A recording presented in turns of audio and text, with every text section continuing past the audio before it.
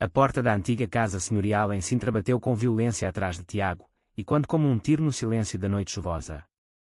Nunca mais ponhas os pés aqui enquanto fores esse aberrante, gritara o pai, o rosto vermelho de fúria, enquanto a mãe chorava em silêncio no canto da sala.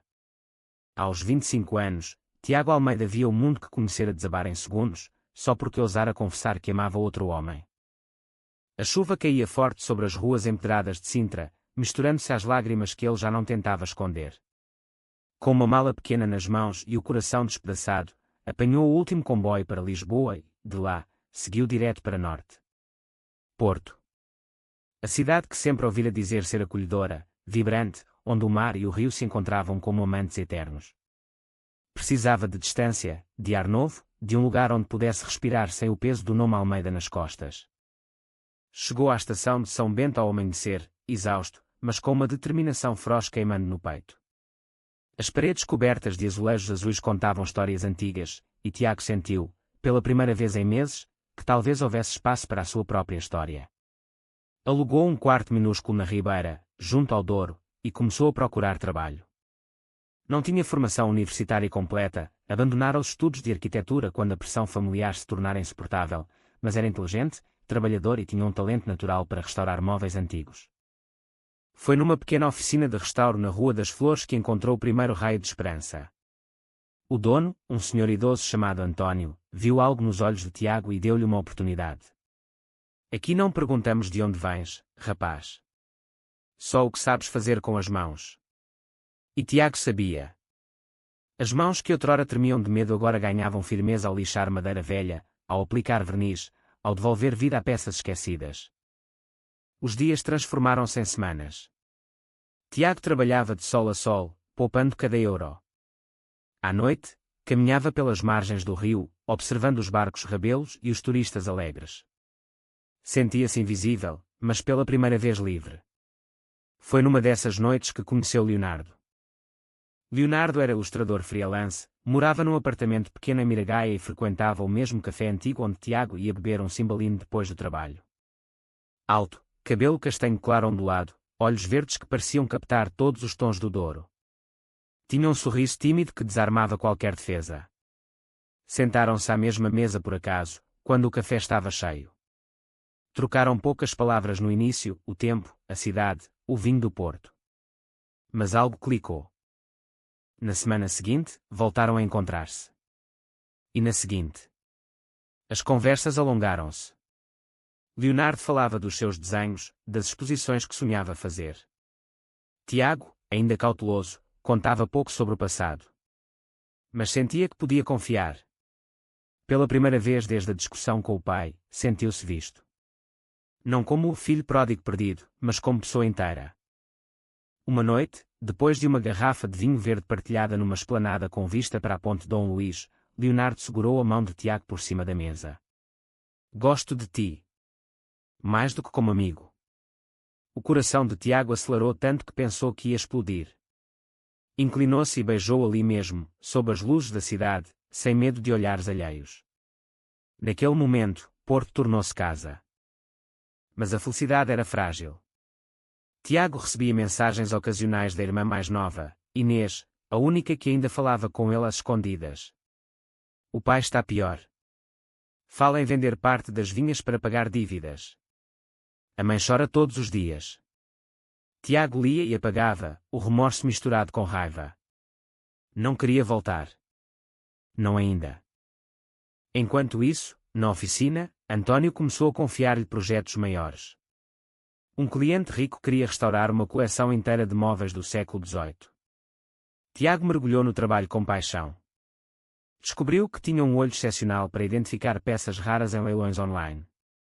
Comprou uma mesa antiga por uma bagatela, restaurou-a e vendeu-a por 10 vezes mais. O primeiro lucro real.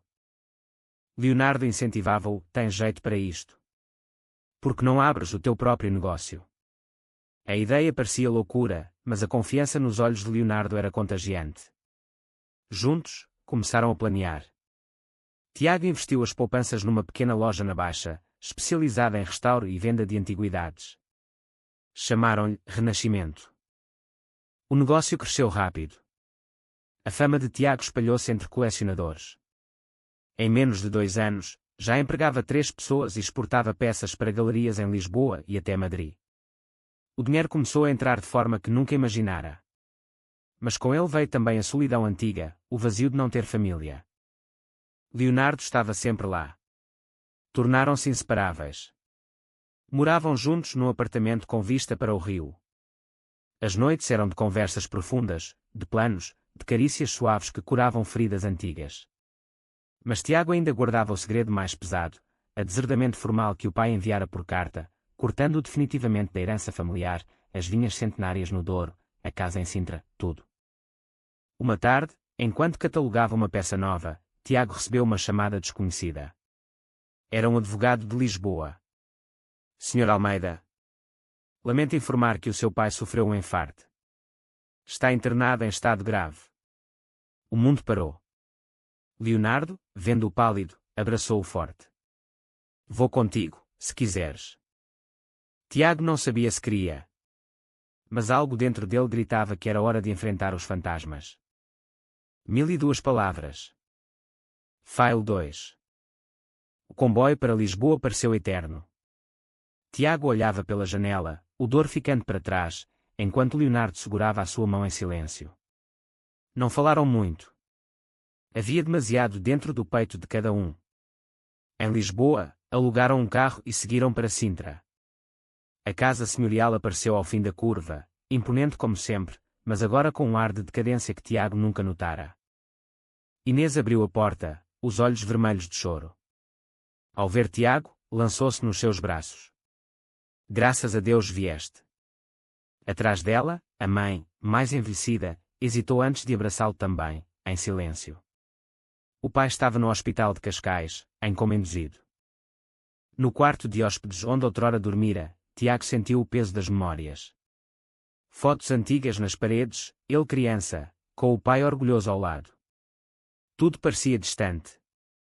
Leonardo ficou num hotel próximo, respeitando o espaço. Estou aqui quando precisares. Os dias seguintes foram de tensão. O pai acordou, mas estava fraco. Quando soube que Tiago estava em casa, recusou vê-lo inicialmente. Não quero esse pecador aqui. Mas a mãe implorou. Finalmente, permitiu uma visita curta. O quarto do hospital cheirava a desinfetante. O pai, magro e pálido, virou o rosto quando Tiago entrou.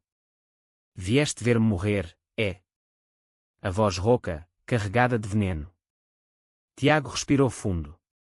Vim porque és meu pai. Apesar de tudo. Silêncio pesado.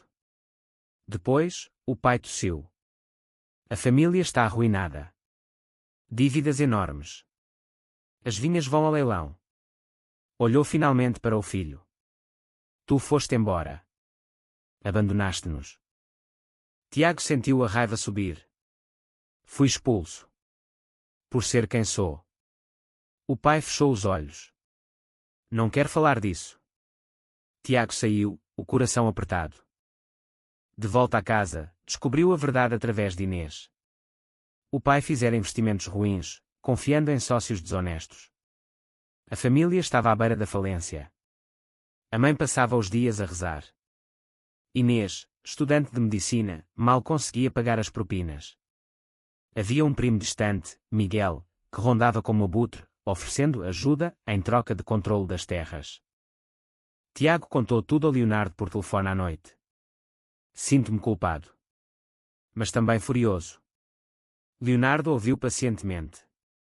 Não tens de salvar ninguém contra a tua vontade.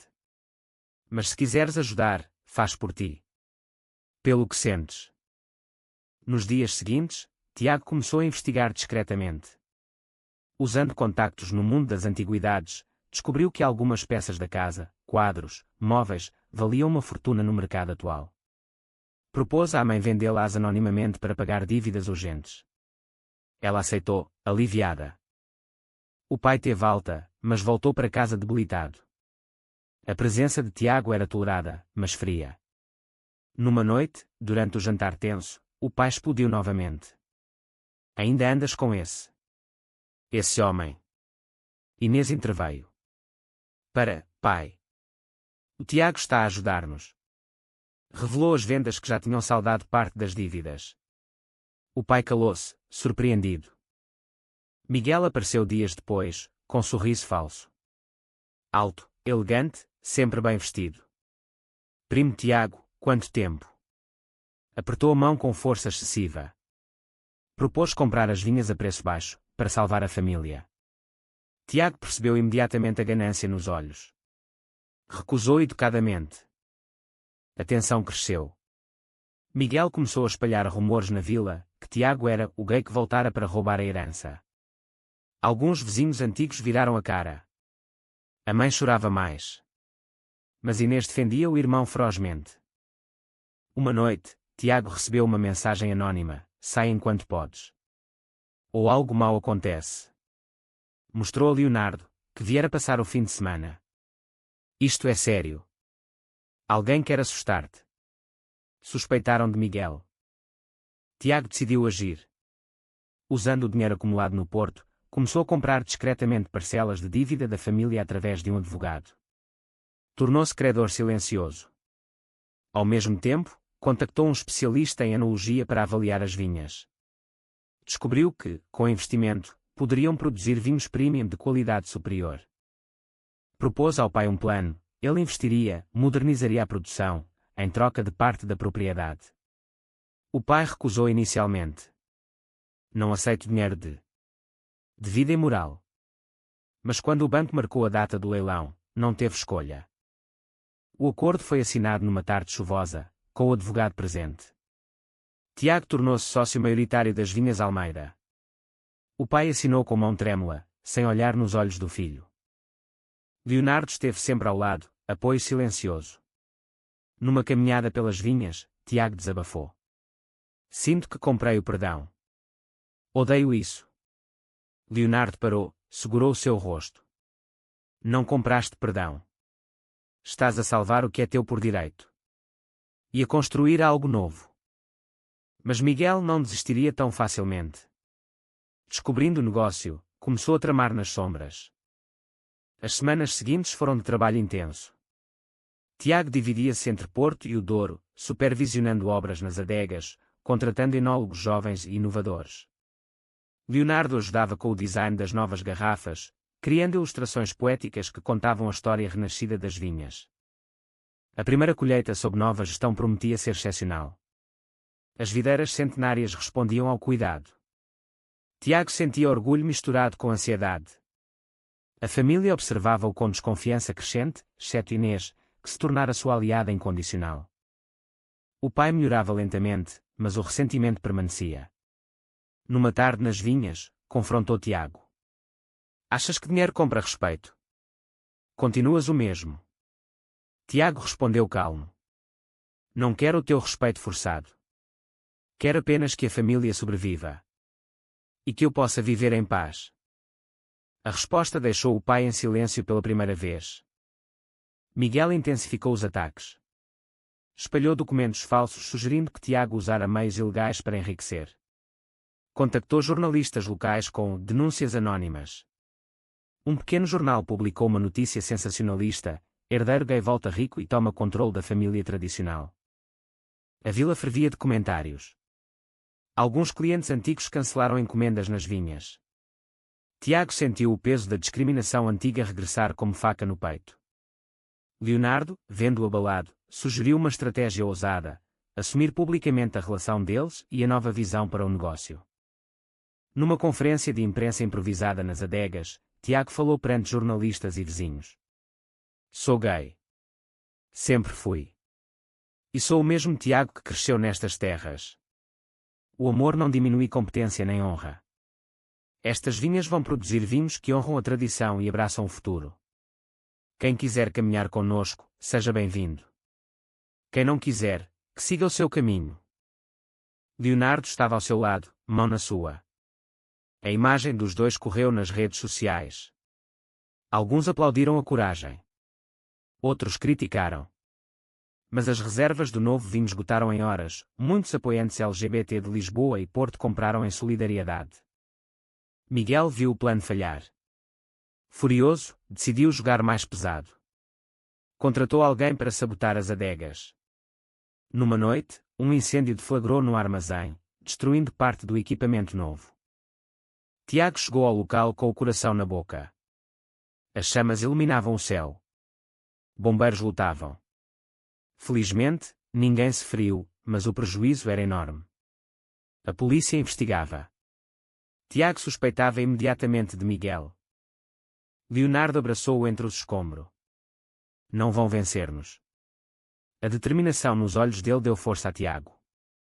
Dias depois, a polícia encontrou provas. Mensagens no telemóvel de um suspeito detido ligavam diretamente a Miguel. Confrontado, o primo confessou parte, tentando minimizar. Só queria assustar. Não era para ser tão grave. Foi preso preventivamente. A família ficou em choque. O pai, ao saber, chamou Tiago ao quarto. Pela primeira vez, a voz tremia de algo além de raiva. Se não fosses tu, teríamos perdido tudo. Inclusive a honra. Não pediu desculpa diretamente, mas o olhar era diferente. A mãe organizou um jantar familiar. Inês trouxe o namorado, um rapaz tímido da universidade. Todos à mesa, pela primeira vez sem tensão sufocante. O pai ergueu o copo com o novo vinho, ainda em barrica, mas promissor. Aos que ficam. Olhou para Tiago ao dizê-lo. Mas a paz era ilusória. Miguel, mesmo preso, tinha aliados. Um deles, um antigo sócio do pai, moveu uma ação judicial contestando a validade do acordo de sócios, alegando coação moral devido à condição moral de Tiago. O processo arrastou-se meses. Audiências tensas em tribunal. Testemunhas hostis. Tiago enfrentou olhares julgadores. Leonardo acompanhava todas as sessões, mão firme na sua. Numa pausa, no corredor frio do tribunal, Tiago desabafou. Sinto que estou a ser julgado por existir. Leonardo respondeu baixo. Estás a ser julgado por vencer apesar de existir. Isso assusta-os. A juíza, mulher de meia-idade com expressão serena, ouviu todos os argumentos. No final, rejeitou a ação. A orientação sexual do requerido não invalida contratos legais. Não há prova de coação. A sentença foi um marco pequeno, mas significativo. A família celebrou discretamente. O pai apertou a mão de Tiago com força. Ganhaste. Ainda sem palavras de amor, mas era um início.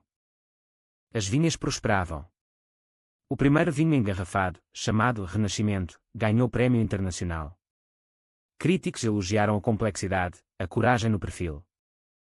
Tiago e Leonardo decidiram casar civilmente, cerimónia simples nas vinhas, ao pôr do sol. Inês foi madrinha. A mãe chorou de emoção. O pai apareceu. Sentou-se na última fila, em silêncio, mas presente. O dia do casamento amanheceu luminoso. As vinhas douradas pelo outono, o Douro sereno. Amigos de Porto vieram, antigos colegas da oficina, clientes leais. António, o primeiro patrão, trouxe um presente especial, uma mesa restaurada por Tiago anos antes. Tiago vestia fato azul escuro, simples, elegante. Leonardo, fato cinza claro, sorriso radioso. Trocaram votos escritos por eles próprios. Prometo estar ao teu lado nas tempestades e nos dias calmos. Aceitar-te inteiro, como és. Lágrimas nos olhos de muitos. O pai observava de longe. No fim, aproximou-se lentamente. Parabéns. A voz rouca. Estendeu a mão. Tiago aceitou, sentindo o tremor. Foi o mais próximo de reconciliação que tiveram. A lua de mel foi em Trás-os-Montes, numa casa rural isolada. Dias de caminhadas, conversas longas, planos futuros. Regressaram renovados. O negócio expandiu-se. Exportações para a Inglaterra, Alemanha. Tiago contratou jovens locais, incluindo alguns LGBT que enfrentavam dificuldades na região. Criou bolsas de estudo em nome da família para estudantes de enologia. Inês formou-se, especializou-se em cardiologia, ironia, depois do infarto do pai. O pai, agora mais calmo, ajudava nas vinhas quando a saúde permitia. As conversas eram sobre uvas, tempo, nunca sobre o passado.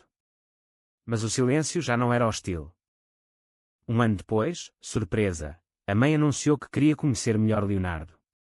Convidou-os para jantar só os 4. Preparou bacalhau a gomos de sá, prato favorito de Tiago desde criança. A conversa fluiu.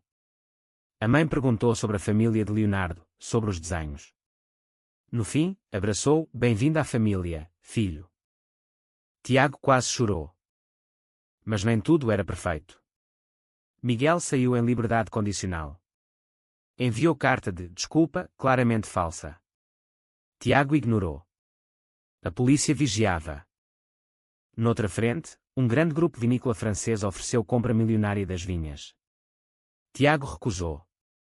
Isto é legado. Não se vende. Leonardo sugeriu algo ousado: abrir as vinhas ao enoturismo inclusivo. Quartos temáticos, eventos LGBT-friendly, provas comentadas sobre diversidade. Chamaram-lhe Douro Aberto. A ideia explodiu. Reservas esgotadas meses adiante. Jornais internacionais escreveram sobre o oásis de inclusão no conservador norte-português. A família viu os lucros crescerem ainda mais. O pai, numa rara confidência, admitiu: talvez tenhas razão. O mundo mudou. Ainda difícil dizer amo-te, mas estava lá, nos gestos. Uma noite, Tiago encontrou carta antiga no sótão, escrita pelo avô, homem rígido como o pai, mas com passagem secreta: se um dia um descendente amar de forma diferente, que encontre força para ser feliz. Tiago mostrou ao pai. Este leu em silêncio, olhos marejados. O teu avô também guardava segredos. Primeira vez que reconheciam que a rigidez talvez viesse de medo próprio. A reconciliação aprofundou-se lentamente. Jantares semanais. O pai perguntava por Leonardo, interessava-se pelos desenhos. Um dia, surpreendeu todos: quer conhecer a família dele. Fizeram viagem ao Algarve, onde os pais de Leonardo viviam. Encontro tenso no início, mas o vinho ajudou. Regressaram amigos. Tiago sentia finalmente que construíra algo sólido. Amor, família reconstruída, negócio próspero. Mas o destino reserva sempre curvas. 2 anos após o casamento, Leonardo começou a sentir-se cansado constantemente. Exames revelaram leucemia. O diagnóstico caiu como trovão. Tiago deixou tudo em stand-by. Mudaram-se temporariamente para Lisboa, perto do melhor hospital oncológico. Tratamento agressivo, quimioterapia, internamentos. Leonardo perdeu cabelo, peso, mas nunca o sorriso perante Tiago. Não me deixes ter pena de mim, pedia. Tiago cuidava dia e noite. Inês, agora médica, ajudava com contactos. A mãe trazia comida caseira. O pai apareceu no hospital, sentado em silêncio horas na sala de espera. Leonardo enfraqueceu. Houve recaídas. Momentos em que Tiago pensou perder tudo outra vez. Noites chorando sozinho no corredor.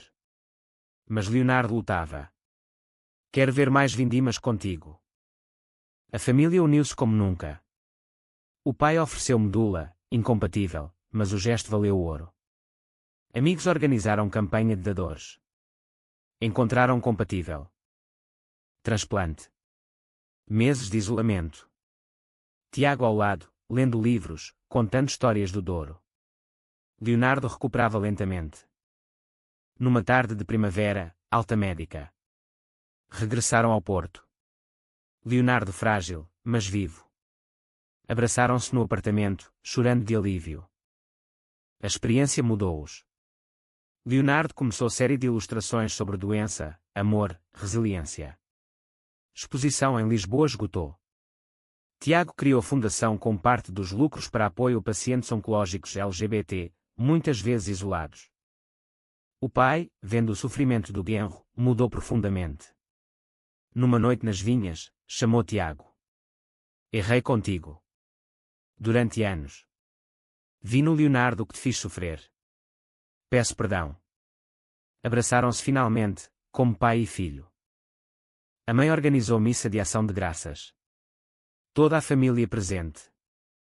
Miguel, ouvindo notícias, enviou flores anônimas. Talvez remorso genuíno. Leonardo recuperou força. Voltaram à vida. Viagens curtas, provas de vinho, noites tranquilas. O vinho, Renascimento, tornou-se marca icónica, símbolo de superação. Rótulo desenhado por Leonardo, duas mãos entrelaçadas sobre videiras. Tiago sentia gratidão profunda. Sobreviver ao ódio, construir amor, reconstruir a família. Mas ainda havia uma última conta a ajustar. 5 anos após o diagnóstico, Leonardo estava curado. O cabelo crescera mais grisalho, mas os olhos brilhavam mais intensos. As vinhas prosperavam como nunca. Douro Aberto era referência internacional de turismo inclusivo. Tiago decidiu o passo final. Reuniu a família numa tarde de verão nas adegas. Quer fazer algo importante. Propôs alterar o testamento familiar, dividir tudo igualmente entre Inês, Leonardo, como parte da família, e ele próprio. O pai, agora idoso mas lúcido, ouviu em silêncio. Durante anos temi perder tudo por ser quem sou. Hoje sei que família não é só sangue. É quem escolhemos amar e quem nos ama de volta. Olhou para Leonardo, para Inês, para os pais. Quero que fique escrito, esta terra pertence a todos nós. Sem condições. O pai chorou abertamente. Aceito. E mais, quero que o teu nome volte ao testamento principal. És o herdeiro legítimo. Abraços, lágrimas, vinho aberto. Miguel apareceu meses depois. Humilde, pediu encontro. Errei gravemente. A prisão mudou-me. Quero pedir perdão. Tiago ouviu. Não perdoou de imediato, mas ofereceu trabalho nas vinhas. Prova com atos. Miguel aceitou. Tornou-se empregado dedicado, lentamente reconquistando confiança. A família cresceu. Inês casou. Teve filhos. Tiago e Leonardo adotaram uma menina, Sofia, órfã de pais vítimas de discriminação no interior. Criaram-na com amor abundante, contando-lhe histórias de coragem. Anos passaram. O pai faleceu serenamente, rodeado por todos. No funeral, Tiago falou. Aprendi com ele rigidez, mas também força. E no fim, aprendi perdão. As vinhas continuaram. Nova geração aprendendo a podar, a vindimar. Sofia corria entre as filas, rindo. Tiago e Leonardo, cabelos grisalhos, sentavam-se ao pôr do sol na varanda com vista para o Douro. Mãos entrelaçadas. Tudo valeu a pena, murmurou Leonardo. Tiago sorriu. Cada lágrima, cada luta. Trouxe-nos aqui. O rio corria calmo abaixo. Porto brilhava ao longe. A vida, finalmente, em paz. O amor vencera. A família reconstruíra-se mais forte. O legado não era só terra ou vinho, era aceitação, coragem, amor incondicional. E assim, nas encostas do Douro, continuou a história de um homem que, deserdado por amar, encontrou fortuna e coração para transformar dor em esperança eterna.